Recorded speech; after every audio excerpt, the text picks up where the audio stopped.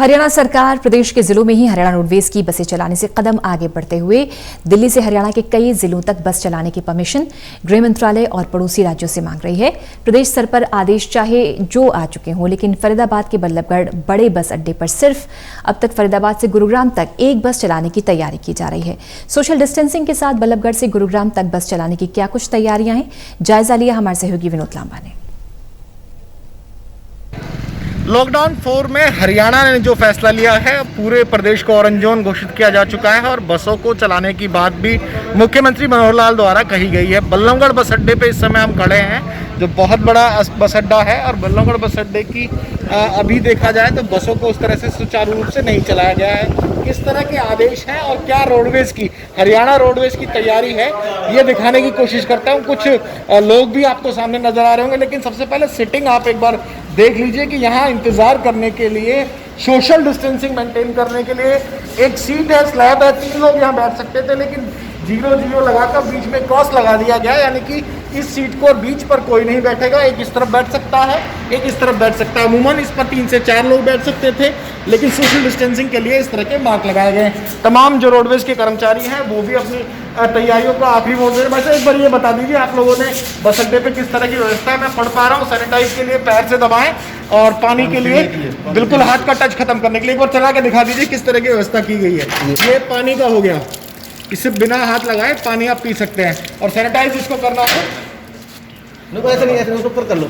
अच्छा, ये सैनिटाइज ऐसा हो जाएगा बिना ह्यूमन टच के, यानी कि हाथ से संपर्क किए बिना आप सैनिटाइज हो सकते हैं, पानी भी पी सकते हैं बल्लभगढ़ बस अड्डे पे। वैसे अपना नाम बताइए, परिचय बताइए और ये बताइए कि किस तरह की तैयारियां की गई हैं, क्योंकि मुख्यमंत्री ने कहा है कि अब हरियाणा रोडवेज अपनी जो बसें हैं और परमिशन भी मांगी गई है दूसरे राज्यों में भेजने के लिए भी। इधर बताइए आपका नाम। मेरा नाम रविंद्र नागर है, प्रधान मैं यहाँ डिपो प्रधान हूँ SKS का जी। तो हमारी जो तैयारियां हैं, जैसे हमें पहले से आदेश आते हैं हम पहले तैयार रहते हैं। पिछले 2 महीने से हम कंटिन्यू काम कर रहे हैं। अप्रैल से ही जैसे जैसे हमको जहां जहां ड्यूटियां दी गई, हम पूर्ण रूप से उसमें ईमानदारी से एक योद्धा की तरह काम कर रहे हैं, एक सच्चे सिपाही की तरह काम कर रहे हैं जी। फरीदाबाद की बात करूं तो मैं फरीदाबाद का जो रोडवेज का कर्मचारी है उसको जहां भी ड्यूटी पे लगाया गया, आज तक उसने कहीं अपनी कोताही नहीं बरती है।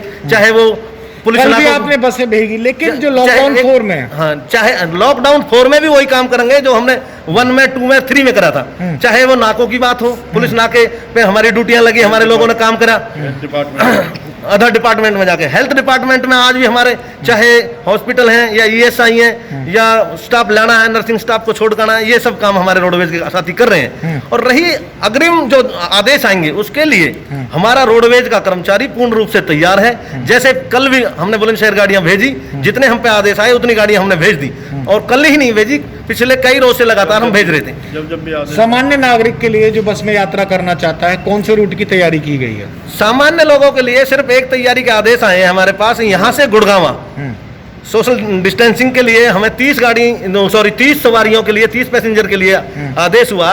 वो एक बस चला के देखेंगे। माननीय मुख्यमंत्री जी ने ये कल आदेश यहाँ हमारे यहाँ तक पहुंचे हैं, वो करे हैं, तो उसमें ये कहा गया है अब आप अपनी बस यहाँ से बल्लभगढ़ चलाएंगे, और वो भी ऑनलाइन, बल्लभगढ़ से गुड़गांव सॉरी, वो भी ऑनलाइन करके और सोशल डिस्टेंसिंग से चलेगी। उसमें कितनी कैपेसिटी है बस में बैठने की? 30 लोगों की कैपेसिटी होगी, जो वैसे तो हम 52 लोग बैठाते हैं, लेकिन 30 बैठा होगे, अब 30 बैठा। सोशल डिस्टेंसिंग मेंटेन करोगे, सैनिटाइजर वगैरह भी उसमें रखोगे? जी, सारा कुछ किया जाएगा, सारा गाड़ी को सैनिटाइज करके ही भेजा जाएगा। दिन में 1 बार चलेगी, 2 बार चलेगी? अभी तो 1 बार के आदेश है हमारे पास में। यहाँ से बल्लभगढ़ से गुड़गांव जाएगी, गुड़गांव से सवारी लेके वापस आएगी, ऐसे ही ऑनलाइन के टिकट के हिसाब से। हाँ, ऑनलाइन जितनी ऑनलाइन टिकट हमारे पास होंगी, और रास्ते में कोई भी पैसेंजर हाथ देगा उसको नहीं लिया जाएगा जो बिगर ऑनलाइन का होगा। एक चीज बता दीजिए, दिल्ली से कुछ सबक लेने की बात है। दिल्ली से जो जानकारी मुझे मिल पा रही है कि जिस तरह से रोडवेज, हरियाणा रोडवेज है, दिल्ली DTC की बसें हैं वो चली हैं, सोशल डिस्टेंसिंग वहाँ टूट रही है, अत्यधिक भीड़ वहाँ नजर आ रही है, आप लोग कैसे बचेंगे उससे? हमारा ये कहना है माननीय मुख्यमंत्री जी से और परिवहन मंत्री जी से, अगर इसको मेंटेन रखना है, रोडवेज का साथी तो पूर्ण रूप से ईमानदारी से काम करेगा, पर मैं चाहता हूं कि इसमें प्रशासन की थोड़ी भूमिका हो, पुलिस प्रशासन इसमें हमारा साथ दे, तब ये फॉलो अच्छे से हो जाएगा।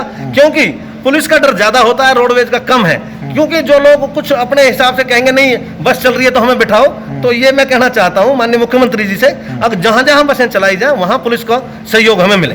तो पुलिस का सहयोग मिले, हरियाणा रोडवेज के कर्मचारियों की यही मांग है और इनके यूनियन के प्रधान भी इसी बात को कह रहे हैं कि हमने तो कोरोना वॉरियर बनकर तमाम ड्यूटीज बखूबी दी हैं और सरकार का फैसला आया है, कई अंतर जिले की बात करें या फिर एक राज्य से दूसरे राज्य में जाना है, हम सब जगह जाने के लिए तैयार है, लेकिन सोशल डिस्टेंसिंग मेंटेन करने के लिए पुलिस प्रशासन भी सहयोग करे तो ज़्यादा बेहतर तरीके से हो सकेगा। दिल्ली में जिस तरह की खबरें आ रही हैं, इस तरह की खबरें हरियाणा से बची जा सकेंगी, क्योंकि अपनी तरफ से लोग 30 सवारी को ही अलाउ करेंगे जिनके पास ऑनलाइन बुकिंग होगी, लेकिन रास्ते में अगर कोई जबरदस्ती हाथ देकर बैठना चाहता है तो उसके लिए ये सहयोग की भी मांग कर रहे हैं। अब देखना होगा कि तमाम जो आदेश चंडीगढ़ से चले हैं और ग्राउंड जीरो तक पहुंचते पहुंचते किस तरह से इंप्लीमेंट होते हैं, और इन लोगों ने अपनी तरफ से जो कंसर्न है खासतौर से दिल्ली को देखकर वो भी सामने रख दिया है। फरीदाबाद से विनोद लांबा, टोटल न्यूज।